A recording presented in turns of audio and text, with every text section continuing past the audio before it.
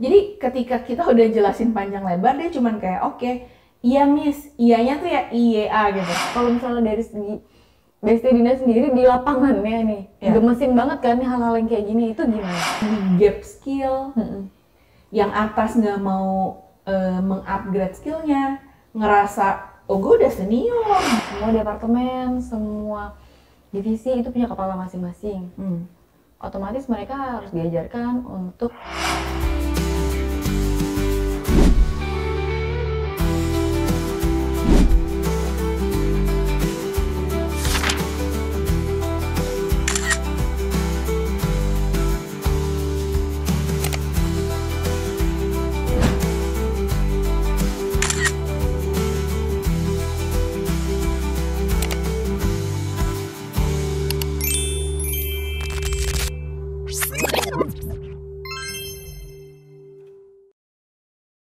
Welcome back di The Builders, podcast yang bahas underrated topik tapi krusial.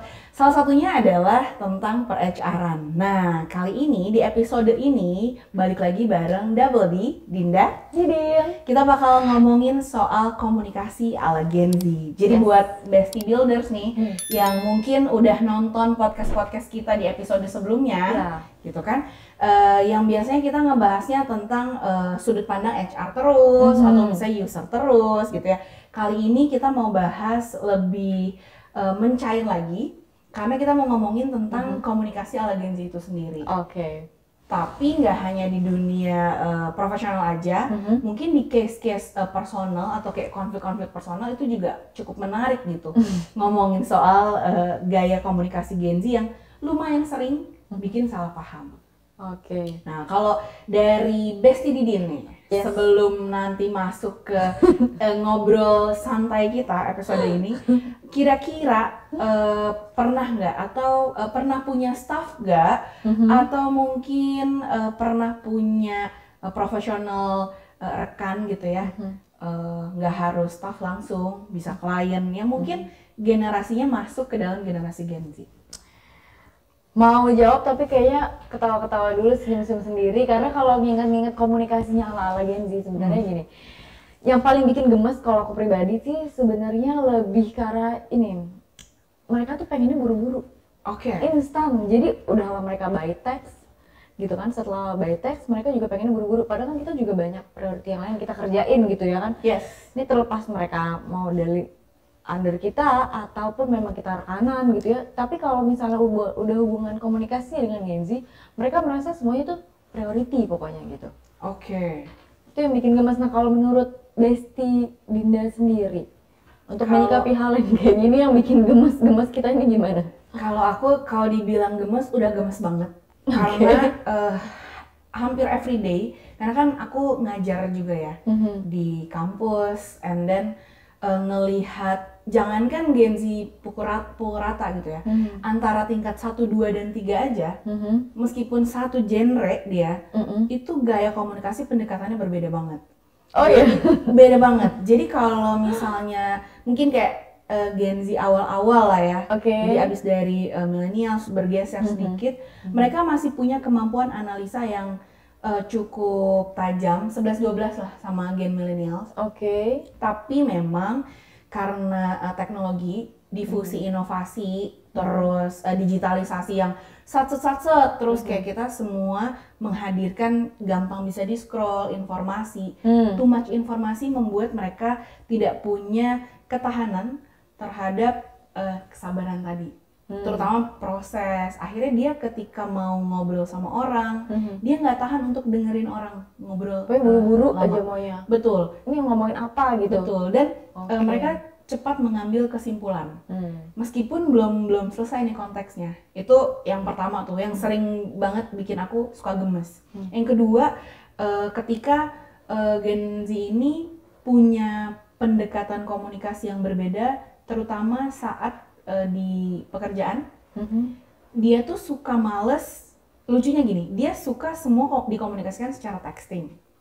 Bener. Dan itu menurutku tuh salah satu challenging banget loh. Benar. Bacanya tuh butuh effort, kayak ini gue harus pakai intonasi apa ini?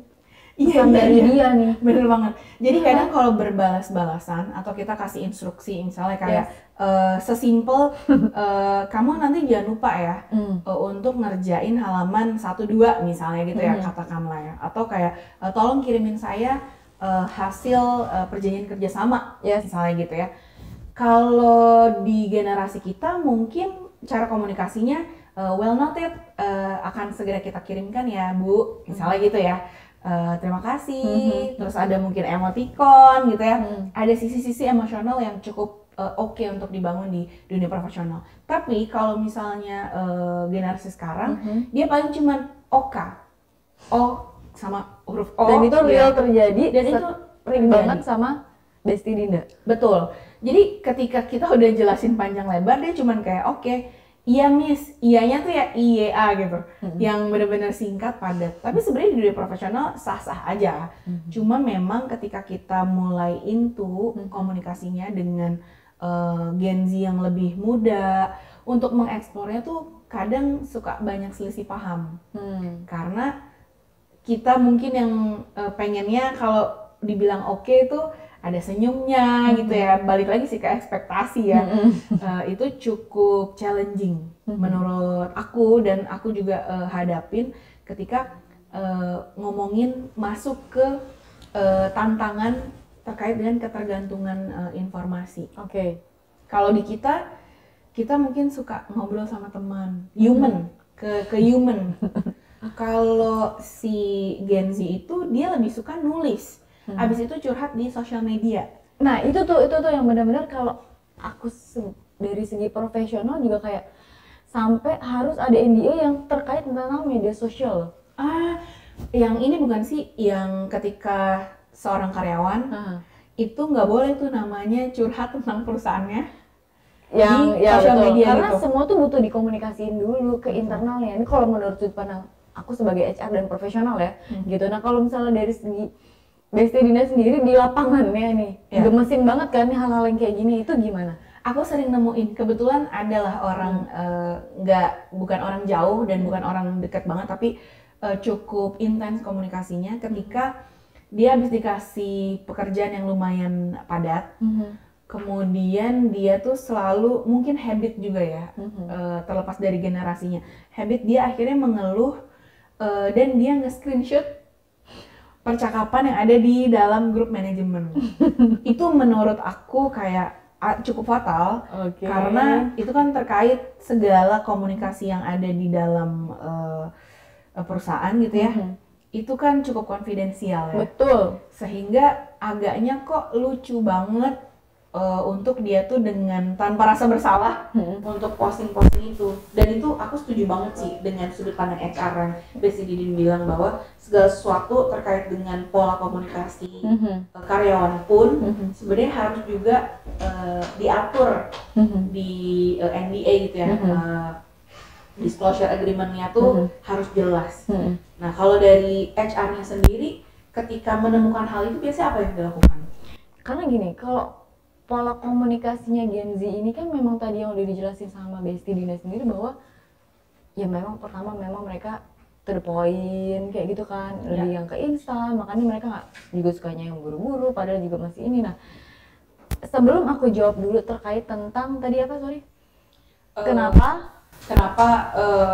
nggak lebih ke gimana caranya dari sudut pandang HR gitu menyikapi hal ini kan, hal itu. menyikapi hal ini. Nah sebelum aku jawab yang ini dulu, makanya kenapa tadi aku tanya case-case di luar dan keluhan-keluhan terjadi, bahkan faktanya bahwa itu kan fatal banget gitu. Kalau aku ya ngeliatnya juga geleng-geleng, pasti itu kayak pasti udah dipanggil bolak-balik itu benar gitu. Karena memang selain memang kita mengkomunikasikan ke mereka, kita harus baca dulu patternnya dan apakah ini terjadi pada umumnya di seluruh karyawan kita yang ada di Gen Z ini atau memang hanya personal gitu. Jadi kalau aku tuh tipikalnya nggak langsung kita pukul rata dulu semua. Memang mereka sama-sama Gen Z, tapi kan memang mereka tetap personal yang beda-beda.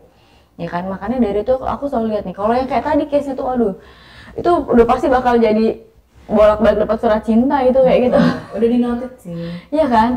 Karena memang balik lagi kenapa aku tanya pola komunikasi Gen Z itu yang harus menjadi perhatian khusus bagi para HR adalah kita akhirnya punya cara sendiri untuk nge-treatment, baik itu dari segi personalnya, kemudian kita buatkan NDA-nya, kemudian juga kita juga dari sisi lainnya adalah pendekatan secara personalnya juga gitu.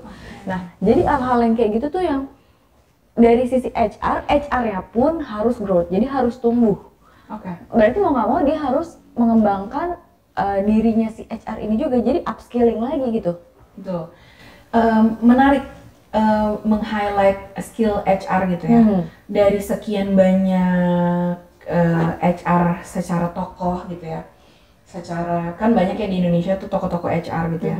Tapi aku tuh cukup menarik, akhir-akhir ini aku sering ketemu orang yang mungkin dia backgroundnya bisa jadi HR, atau misalnya dia itu punya pengalaman banyak di dunia HR, tapi udah jadul nih, udah old style, sehingga banyak nggak match, banyak nggak bisa menggrab talent-talent atau karen-karen yang ya generasi Z ini akhirnya salah memperlakukan karena HR-nya nggak mau growing. Betul. Dia nggak mau belajar hal baru, dia cuma bisa nyuruh lo kerjain ini, lo kerjain itu, Lo salah ini, lo salah itu, lo bukan begini nih kerjain. Jadi dia lebih ke arah kayak gitunya kan, instruction-nya kan. Betul. Sedangkan menurut aku dari sudut pandang praktisi juga gitu ya, dosen juga, tapi juga di sisi konselingnya si mahasiswa juga, aku paham betul ketika kita tuh nggak diberikan arahan secara jelas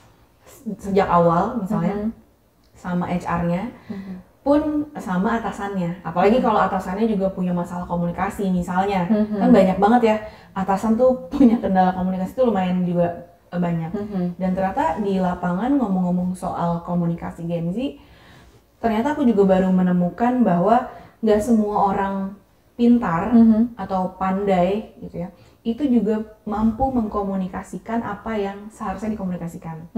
Jadi banyak orang yang kadang dia tuh kerjanya ngedumel aja, protes aja atas segala sesuatu yang terjadi, tanpa pernah coba mengimprove. Nah itu juga tantangan nih di dunia profesional yang udahlah dia gap year tuh maksudnya gap generasi gitu ya, lintas generasi, ditambah lagi gap skill, yang atas nggak mau mengupgrade skillnya, ngerasa oh gue udah senior, gue udah ini misalnya gitu, kebayang ya? Kebayang. Tapi yang di bawahnya ini bingung untuk nge-reach-nya, untuk bertanyanya mau kayak gimana, gitu. Nah, yang menarik juga gaya bahasa di kantor itu kadang kan berbeda ya saat di luar kantor dong, untuk ngobrol, untuk engage sama karyawan, ibaratnya obrolan makan siang lah, sama obrolan saat kerja. Nah ini banyak banget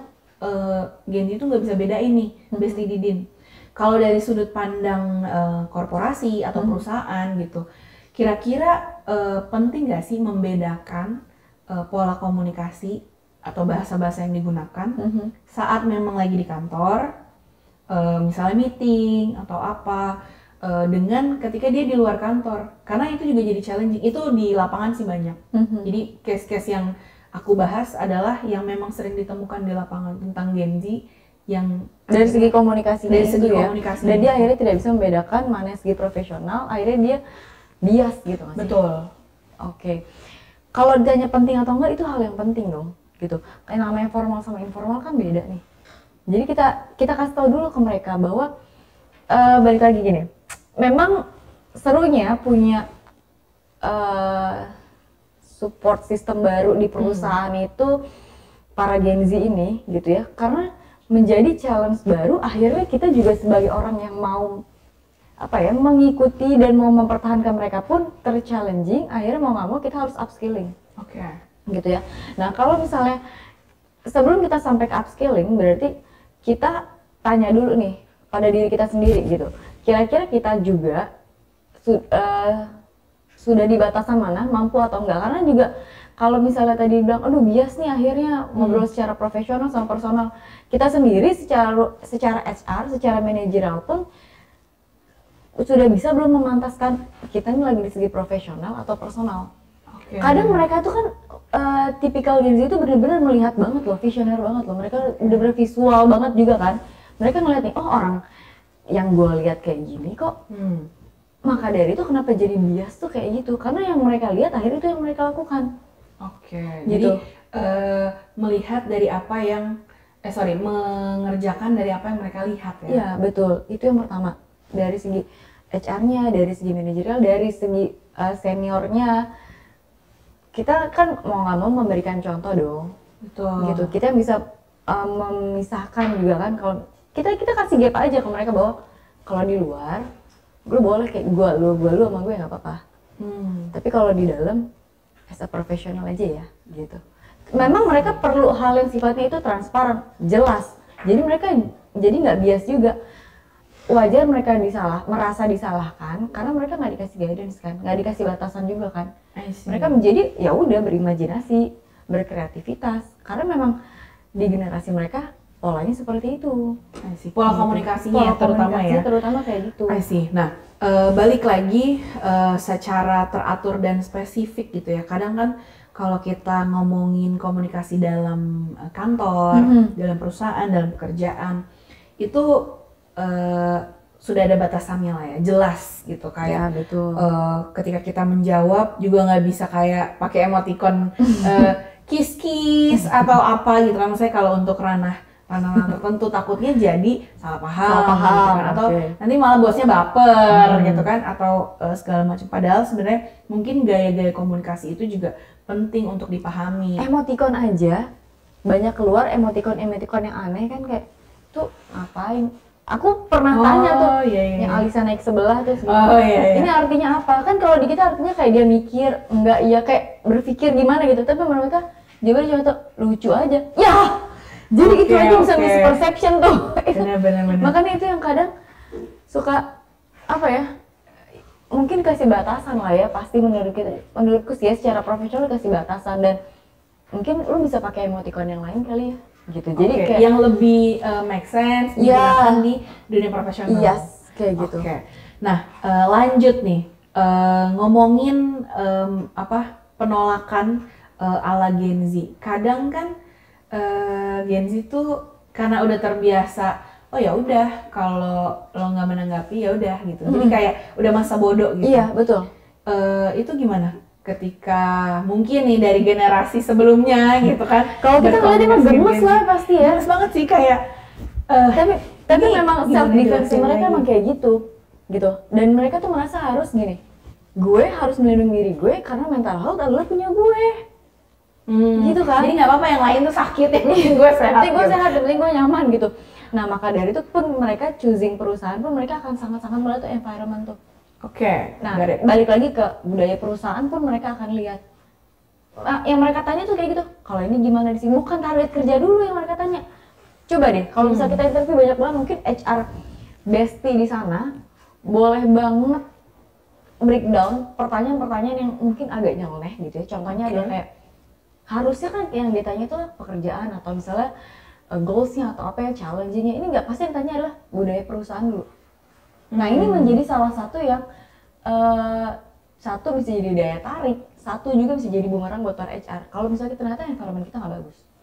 Gitu. Maka dari itu kenapa di The Builders pun sangat-sangat concern terhadap budaya perusahaan kita, membangun bisnis, bangun strategis, itu visi misi itu benar-benar kita, kalau klien-klien kita benar kan, kita sampai kita breakdown sedetail itu karena memang kalau misal dari hulu ke hilir yang nggak jelas, siapapun yang kita rekrut pun juga pasti mau komunikasi, mau pakai gaya apapun juga kalau misalnya nggak ada transparansi, kemudian juga balik lagi kalau misalnya tadi banyak perusahaan akhirnya turnover tinggi segala macam, tuh kalau di breakdown pasti balik lagi permasalahan paling itu aja gitu.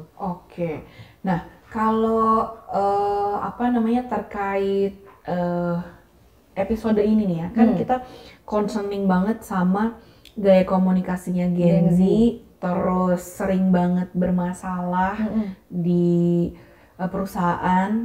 Dalam konteks sering nih maksudnya cukup banyak lah gitu ya, cukup common permasalahannya. Sebagai closing statement gitu ya dari Besti Didin terkait penempatan diri sebagai HR ketika ada permasalahan komunikasi yang terjadi antara staff dengan mungkin manajerial atau mungkin dengan C-level sekalipun, atau bahkan permasalahannya justru keluar ke eksternal. Jadi dari staffnya ini, misalnya generasinya ke Gen Z dengan cara komunikasi yang seperti itu, terus berbuat ulah tapi ke klien, misalnya gitu ya. Meskipun yang berbuat ulah nggak cuma generasi itu, kadang yang generasi udah baby boomers aja suka ada aja bikin masalah lucu, gitu, ada aja yang lucu gitu. Nah itu gimana sih menyikapinya biasanya ya, kayak urgent yang dilakukan tuh apa sih? Kalau dari segi HR nih, udah tahu nih tiba-tiba oh ada staffnya atau karyawannya yang komunikasinya bermasalah nih, apalagi ke eksternal ataupun ke internal. Biasanya langkah apa yang kalau dibilang langkah apa ya, karena kan gini, semua departemen, semua divisi itu punya kepala masing-masing. Otomatis mereka harus diajarkan untuk ya kalau misalnya permasalahan ya pasti atasnya dulu dong kita tanya. Kalau misalnya masalah itu ternyata fatal, pasti akan balik lagi, itu akan berjenjang sih pemecahan masalahnya. Tapi kalau misalnya ternyata kita lihat memang dari penyaringan kita atau kita salah menempatkan posisi, itu baru balik ke HR. Atau kadang seperti Besti Dinda pernah sampaikan di episode sebelumnya adalah kalau udah tidak bisa ditangani baru balikin ke HR. Gitu. Jadi kalau udah sampai ke HR adalah yang kita lihat adalah kita breakdown masalahnya. Kenapa dia bisa sampai menyalurkan hal itu? Kemudian seberapa besar dia tidak mengikuti instruksi, atau misalnya dia sedang berinovasi atau apa, itu kan banyak faktor yang akhirnya menyebabkan banyak juga kebijakan dan juga keputusan lainnya yang mengiringi kayak gitu. Jadi kalau ditanya seperti apa, aku nggak bisa jawab secara tek ini harus begini, enggak. Yang pasti kita akan lihat dulu tuh secara berjenjang komunikasi pemecahannya, terus sebesar apa, sefatal apa, usernya bisa nggak handle, gitu. Terus masih mau digunakan atau tidak SDM-nya, karena kalau di kita kan nggak cocok user, nggak bisa dikembangin, selesai. Berarti benar-benar harus seobjektif mungkin ya, dan kalau dari sisi HR secara menanggapi permasalahan-permasalahan komunikasi yang terjadi, lebih ke kalau memang masih bisa ditanggulangi untuk diberikan arahan, komunikasinya diperbaiki, sistem mungkin dia chatnya gitu ya, atau berbalasnya itu bisa lebih ya elegan lah dan profesional. I think it's good untuk go through. Kalau usernya masih mau pakai ya. Dengan catatan itu kalau usernya masih mau pakai. Itu ter-highlight banget ya. Jadi tetap aja yang balik lagi ke usernya. Iya, yang harus istilahnya di garis bawahi adalah kalau tetap usernya masih mau. Kalau kita kan tinggal suruh selesai, kita selesaiin. Karena yang terkait ini juga ya, maksudnya sistem manajemen yang ada di kantor. Mungkin aku mau kasih gambaran juga dari sisi user gitu ya, sekaligus dari sisi curhatan tampungan mahasiswa gitu ya, karena menangani mereka ini. Mungkin bisa jadi insight tambahan buat para bestie builders di luaran sana, termasuk HR bestie juga gitu ya. Pertama, ketika menghadapi generasi yang lumayan unik gitu ya, dengan keberagaman cara berkomunikasi, yang pertama adalah jangan pernah merasa bahwa udah paling bisa dan paling tahu segala hal gitu ya. Sekalipun kita beda generasi, tua muda gitu ya, tapi letakkanlah bahwa kita tuh selalu bertumbuh dari setiap waktu. Jadi bertumbuh dan mau belajar sesuatu hal yang baru itu bukan tentang usia, bukan tentang posisi, bukan tentang sekolahnya paling keren di mana, di negeri, di swasta, di dalam negeri, di luar negeri. I think yang perlu di highlight adalah lo bisa kerja atau enggak, kemampuan berkomunikasi lo dalam bekerja seperti apa, itu dan mau bertumbuh apa enggak, atau enggak. Yang kedua, kalau dari sisi komunikasinya sendiri, dari awal itu udah harus clear tuh, nggak hanya tentang job desk-nya ya, tapi kayak mungkin HR juga bisa tuh kasih kisi-kisi, nanti nih bos lo bakal kayak gini orangnya, kemudian bos lo tuh sukanya kayak gimana. Itu menurut aku cukup penting mengenal. Itu penting banget, betul. Ya kan? Makanya ada onboarding. Nah itu di onboarding biasanya bisa dikenalin. Betul. Kemudian yang ketiga, yang mungkin bisa jadi insight menarik buat bestie builders di luaran sana, setiap orang itu punya mood swing gitu ya, situasi kondisi yang berubah-berubah. Maka jangan hanya berfokus pada mau dipahami saja, tapi juga belajar untuk memahami dari sudut pandang staffnya, ataupun staff juga begitu. Maka penting untuk ada namanya bonding, bonding dalam perusahaan dengan program-program yang banyak banget bisa di-create gitu ya. Banyak banget. Dan untuk engagement karyawan lah yang pasti. Benar, buat mempererat bawahan dengan bawahan, maksudnya satu linear gitu ya, ataupun dengan top down itu sendiri. Mungkin di episode ini ngomongin soal si komunikasi Gen Z-nya kita cukupkan, karena nanti di episode berikutnya kita bakal bahas lebih jauh lagi soal pastinya tetap soal per-HR juga, tapi kita juga akan bahas sisi-sisi komunikasi lain yang mungkin bisa jadi insight baru buat teman-teman Bestie Builders. Thank you so much udah nonton podcastnya The Builder. Jangan lupa untuk like, subscribe, dan komen. Di YouTube-nya ada info karena programnya The Builders akan upload di sana. Terus bisa juga follow kemana? Semua media sosial The Builders itu tulisannya The Builders, jadi kamu bisa banget follow dari Facebook, Instagram, TikTok, bahkan LinkedIn untuk menjalin networking kamu lebih banyak. Nah, nanti kita ketemu lagi di episode berikutnya bareng Double D, Dinda, Didin. Sampai ketemu lagi. Assalamualaikum warahmatullahi wabarakatuh. Bye.